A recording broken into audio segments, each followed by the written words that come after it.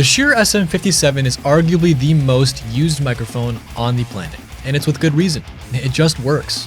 Though not typically on a nylon guitar recorded in a bedroom. In this clip, Taylor explains how he used this less than ideal guitar recording and transformed it into the final mix. Check it out and enjoy.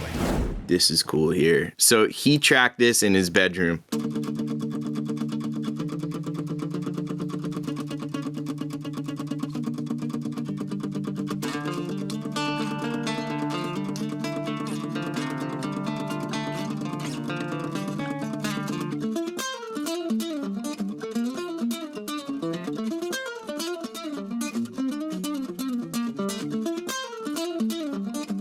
He got a nylon guitar, and it's funny, he didn't have nice mics. I think he did with a 57 or whatever, and he was just like, can you make this work? Sure. Put it in front of me and I'll mix it. So I got some low filtering, some trim, I don't know why.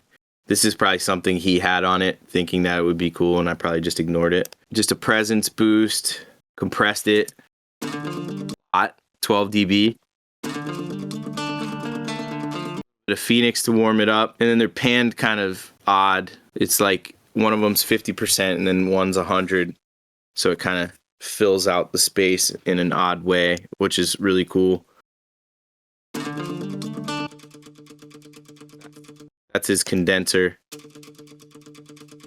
Soothe on there to kind of tame it a little bit, just using the low filter of this one.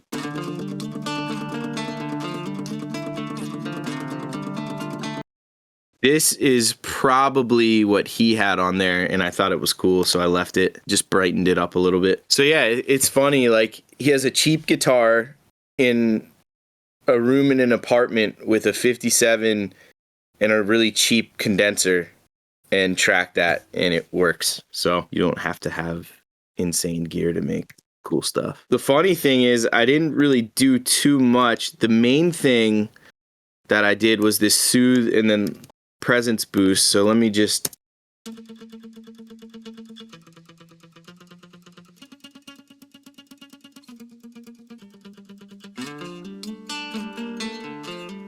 on this one I treated it a little different.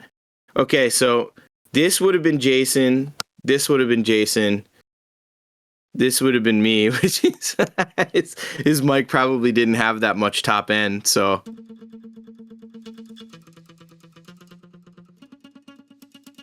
really wanted the pick kind of air of the picking to just pop out, especially with how dense everything else is, and I think it would be cool. This is like a tube saturator.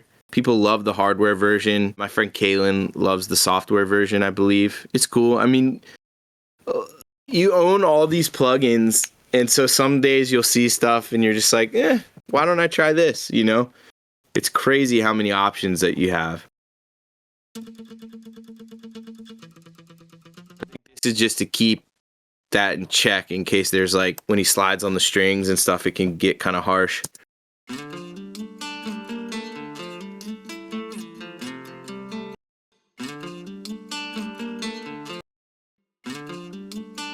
can hear that kind of takes the cheap out of it.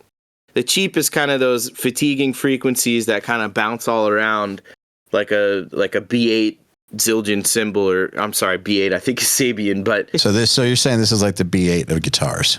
Yeah, exactly.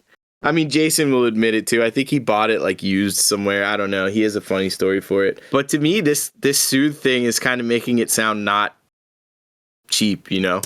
Kind of getting rid of those harsh frequencies that are bouncing around. And then this is just a filter, trying to make sure that it doesn't cloud with everything else.